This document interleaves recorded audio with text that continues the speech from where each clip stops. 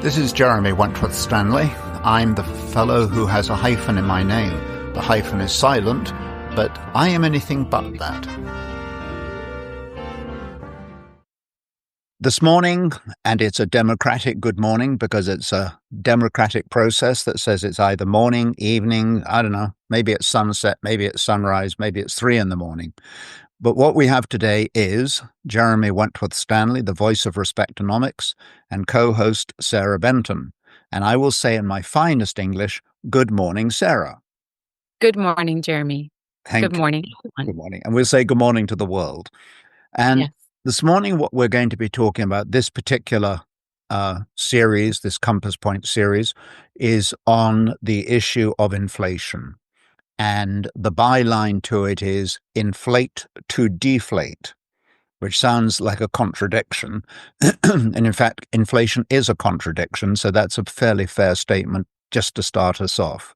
I want to go back a line, though, with you, though, please. You know how we've talked about this being the Compass Point series? Yes. It's worth rejuvenating that idea of why we do this, because the compass is, and I think you came up with the word compass. I think it's a word that you like to use. And what it deals with, I think, and I just want to make sure we're all on the same page, and that is it's a way of showing people, directing people to where they're trying to get to. It's directional, in other words. Yes. Yeah. And it's a great resource to help redirect you or identify that you're heading in the right direction, or perhaps you need to take a different direction as well. You're far too polite. If you're in the wrong direction, it actually brings it to the table. And there's nothing wrong with recognizing. However you wish to phrase it is, you are welcome to, Jeremy. Okay, Sarah. But anyway, we're going to be talking about inflation. And I want to divide the subject into 2 parts. There's structural inflation, and then there's monetary inflation. And the structural inflation, I'm sorry, let's both be honest with each other. Most people, once they hear words like structural and monetary, would you agree that most people fall asleep? It's quite possible. It's quite possible. So I've got your vote. Relying on you to wake them up. Okay, we're going to wake everybody up. Structural inflation means something that's happened that structurally changes prices. The classic example is you get a spring storm, the blossoms on the apple trees are killed, so now you don't have an apple crop. Okay. And in that instance, what happens is the price of apples goes up because there's been a shortage of apples due to this natural invasion of frost.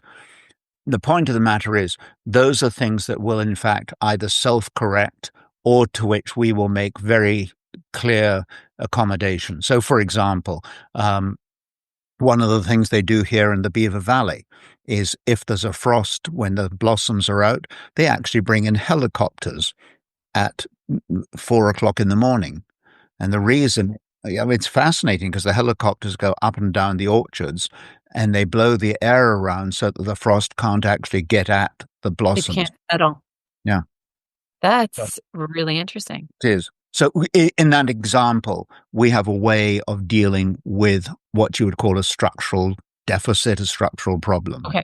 And I think most of us, though, when we talk about inflation, we really think about everything costs more. You gave me an example this morning. For those who cannot see or can see, in the back of your office there are some beautiful tulips. Yes. And I think, and I'm going to quiz you on this, I think you said that a year ago they cost? I said I was frustrated because not that long ago, I could get a bunch of tulips for about $7.99, $8.99. And everywhere else nowadays, where I was having a look, they were all $12.99. Yeah, it's a significant increase in a short period of time. Exactly. And it's a very good example because, first of all, I do not believe that is structural. I haven't heard of any problems with the growing regions in Colombia or wherever they come from. Excuse me. But I do think that you're looking at the tulips as a very good example of monetary inflation. That the prices have been pushed up because of, it could be because of tariffs, it could be because of the costs of transportation. It could be for companies looking for more profit. But whatever the reason is, it is an inflation that what in fact has happened is you've got the tulips, but the truth of the matter is their utility value hasn't changed at all from a year ago. They are Right. still beautiful white tulips. But the truth is then also that the only reason their price has gone up is extraneous reasons. Right. Did you just drop your coffee cup? Not a coffee cup. What did you drop? I need to know. The microphone went to go fall off.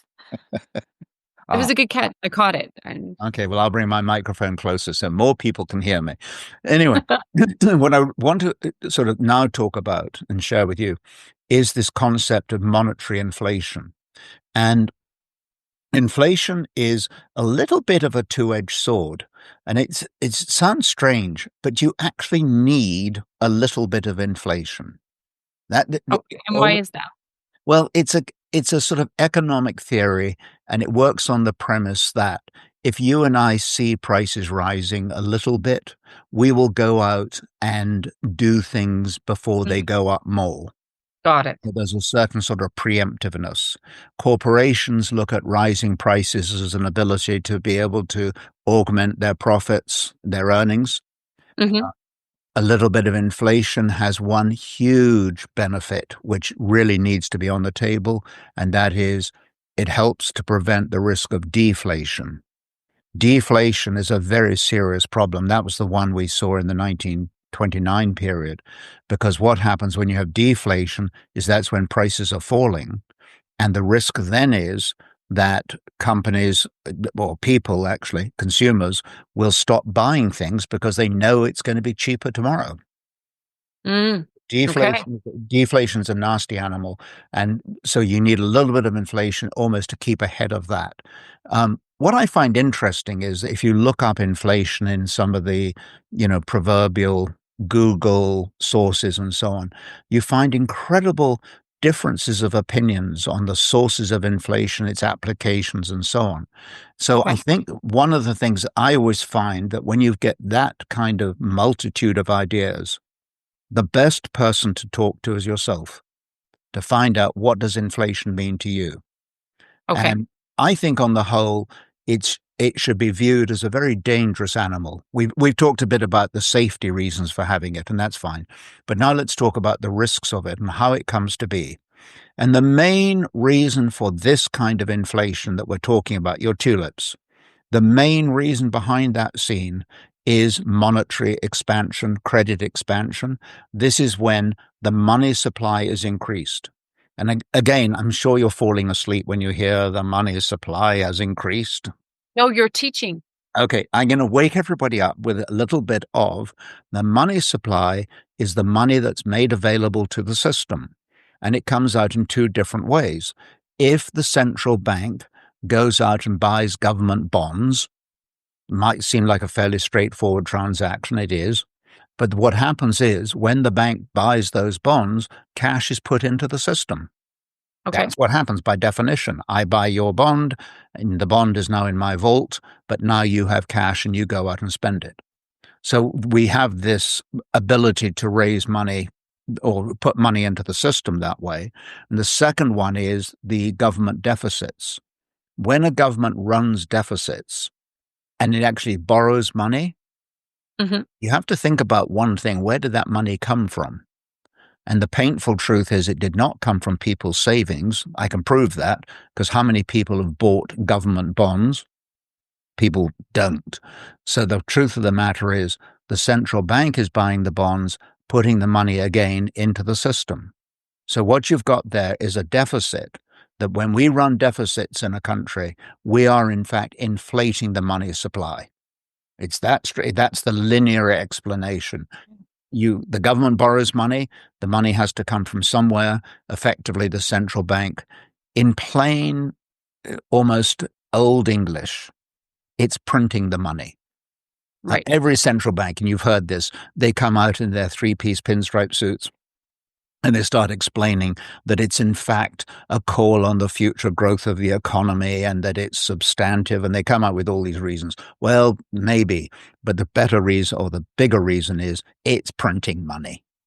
Right. So when you print the money, you effectively end up devaluing the value of that money. And that is what inflation does.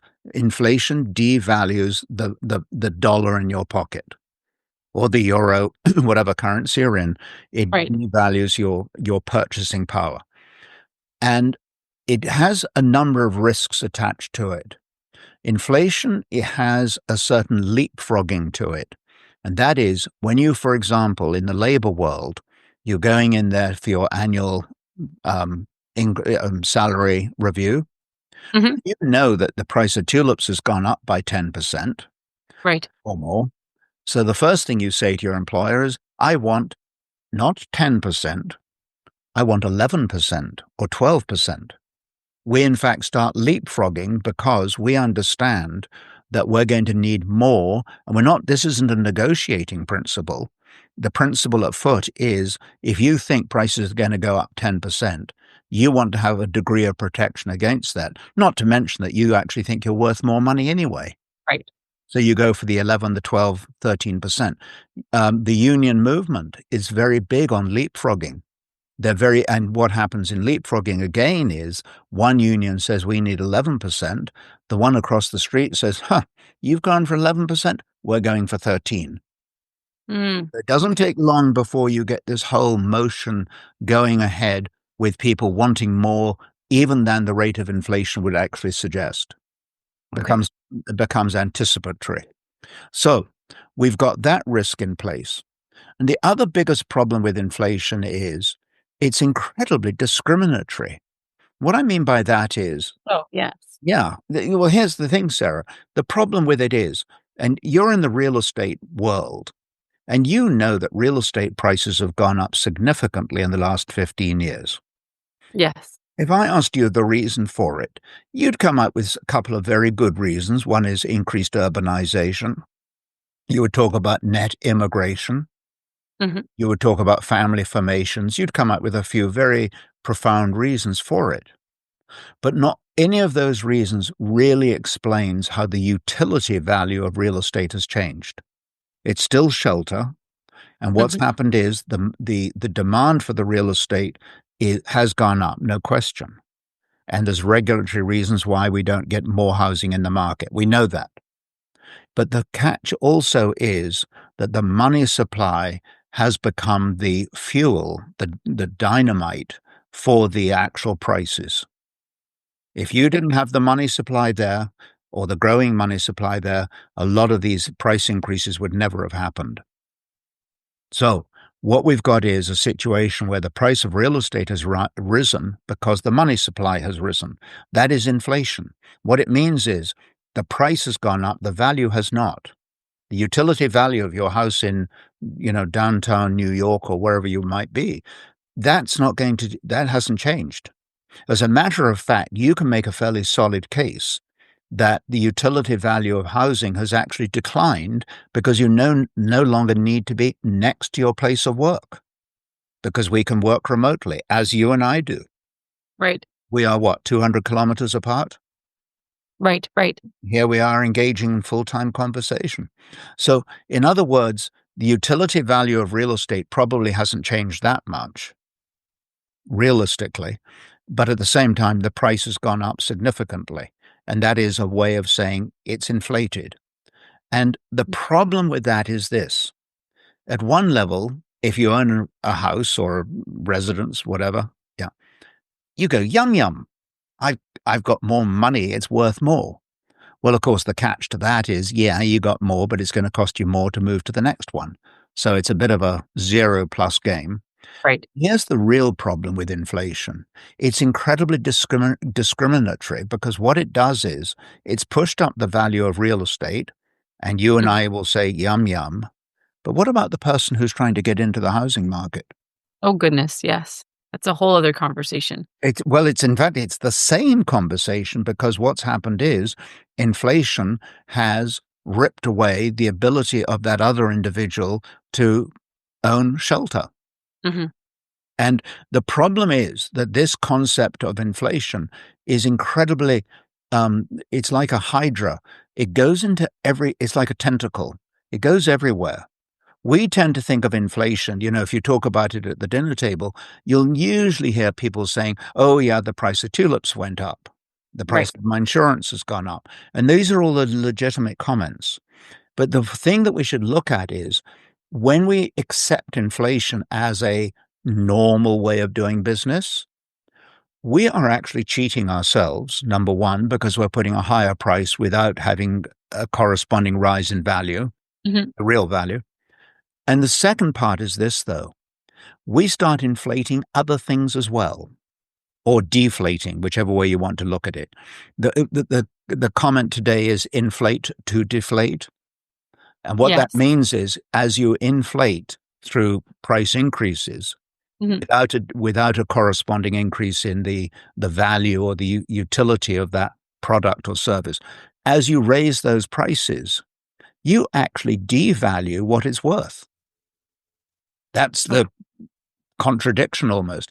And you think of the number of places in which this inflationary process has taken place. Look at education. Mhm. Education has deflated. Education has, how often do we hear the expression, oh yes, the marks have been inflated? Mhm. It's a dangerous animal we get into. What do you think? Interest What do you think about that? When you're talking about inflate or inflate to deflate, Mhm. um, can you share with us a little bit in terms of its application in regards to from a respectonomics standpoint when we're talking about hope or dignity or ambition? Well, I think herein lies the whole truth to what we're trying to do. Respectonomics says that we want to dignify the human being. Yes. That's the whole principle of it. You're trying to raise up the net worth of the individual. And net worth does not mean the financial worth of the Right. individual. It means that total sense of, I am a worthwhile human being. And we we hijack that process when, for example, we reduce the effectiveness of their education. When we inflate it, meaning not inflating in the sense of making more courses available, but when we actually deflate, for example, if a 15-year-old today can't actually write their signature, I would say that's a fairly serious case of deflation. Right. We see in another corridor, we see it. So there, I think, excuse me, to answer your question, I think what's happened there is that the individual has been deflated Mm. because the education hasn't been coming through with what it should be coming through with. And with that, when you start deflating somebody, that's like removing their dignity. Mm. We have no right to deflate another human being. Right. We see it in the corporate world because we've seen inflated executive salaries. When you look at the number of people now that are making 10 or $20 million a year, that and yet the worker, the groundskeeper, if you will, is only making $25 an hour. There's an obvious discrepancy there, and inflation almost makes it feel right. Oh yes, that person's entitled to a lot. That person's not entitled to a lot. Well, under the heading of respectonomics, dignity is ubiquitous. Dignity needs to be everywhere. Because Right. when we raise up another human being, that's when we get hope. That's when we get productivity. When we look at the Canadian problem, and I know this is an international audience, but the Canadian productivity figures are terrible. And part of the reason is because we have reduced or taken away the dignity of the human being. So there isn't that sense of, hey, let's get up and go. Let's be innovative. Let's enjoy our work. We've said this too many times. 69% of people who came to the table on January the 1st said they hoped to land a dream job. Right. Well, that means 69% don't like what they're doing. Right. Or So, they don't feel valued in what their yeah. contribution is, right? But I think that's just there again, that word value, Sarah. Mm. People do not feel valued today. How do you feel valued when you're in an inflationary environment? Right, It's, right. it's a contradiction, really. So this risk with inflation goes way beyond just the monetary. It goes into education, it goes into lifestyle, it goes into morals, it goes into self-worth. It's dilutive. Mm. It's constantly taking away value. And one of the problems today is that people feel, and you've already expressed this, people feel undervalued. So how can Respectonomics help in regards to this inflate to deflate Well, scenario?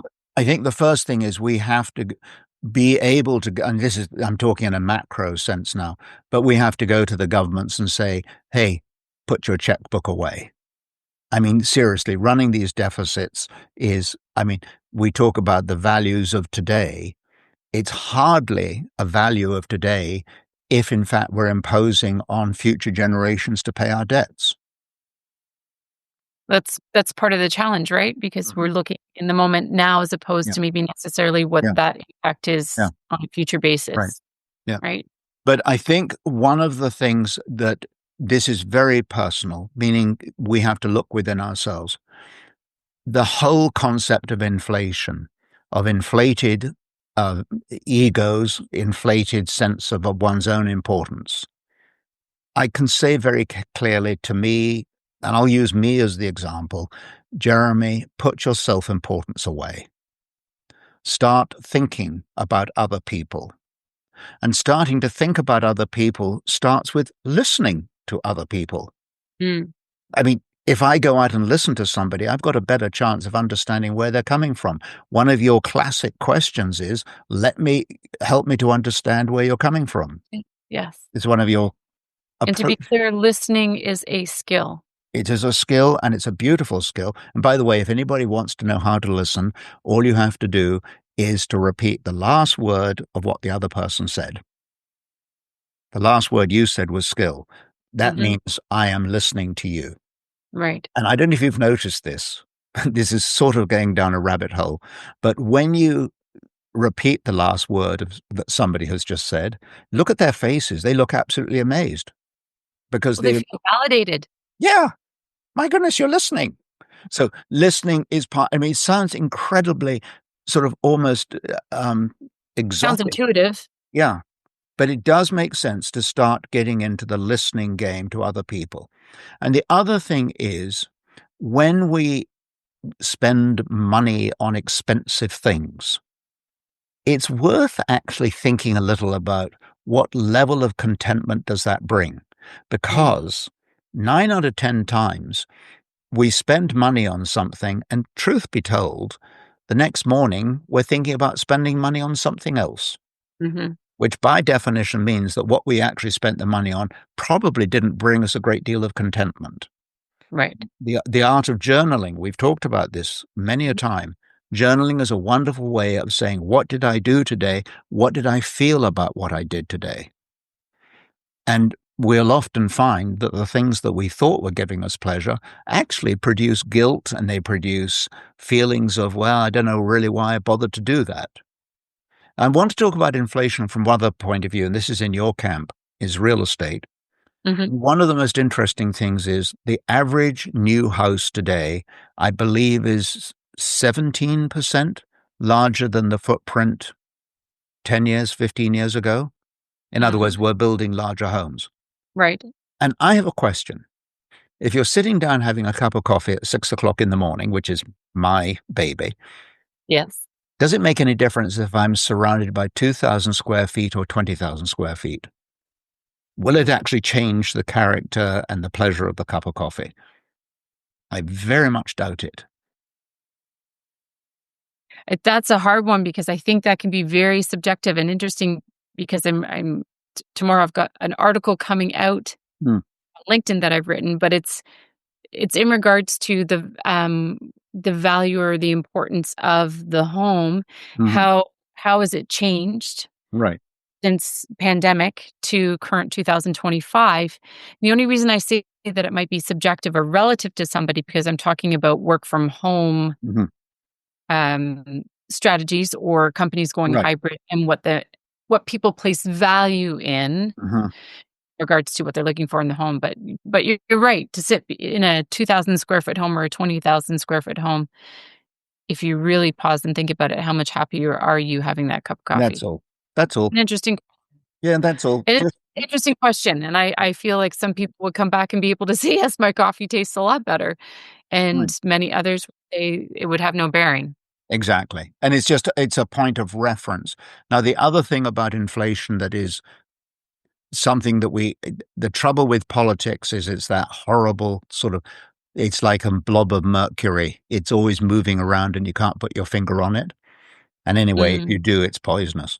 But the truth is, though, inflation has one other very nasty aspect to it, and that is it gives government more control over the individual human being. That's a very mm, dangerous place to be, because I must add one thing here, that when you look at inflation and governments are borrowing more money, putting more onus on us to repay that money and to pay the interest and so right. on, then there comes in the sort of the sense of control. And I think it's fair to say that the job of a government is to serve and not control. So we need to see a greater quotient to service. So this business of inflation it's a polygon. It has many sides to it. It's not as straightforward as too much money floating around and driving up prices. It's a devaluation that's taking place in many parts of our lives. And I think one of the things, when you say, what are we going to do about it? One of the things Respectonomics begs people to do is, number one, to become more aware, to think about Mhm. the influences that inflation has, not just in the buying tulips, but in the way in which we live and co-live and our community and so on. And I think the other thing that I want to emphasize with this whole area of the human being, we have talked, how many times have we talked about the fact that we are tripartite, triunal beings? We are made up of body, Right. mind, and spirit. And the one thing I never, ever want to do in my life, your life, or anybody's life is to see a devaluation of the individual soul or spirit. And it's too easy for that to get devalued if the rest of one's being is being devalued. So this awareness actually brings us back to a central theme of how do we rebuild, how do we dignify our own inner being. I call it the soul, you call it the spirit, whatever you want to call it. But that inner antenna, it needs to be fed, it needs to be nourished, and it is probably the finest antidote to inflation. I rest my I case. feel like that's great. I was just gonna say, I feel like that's a great summary, and I rest my you case. rest your Yeah. Thanks so much, Sarah. thanks, Jeremy.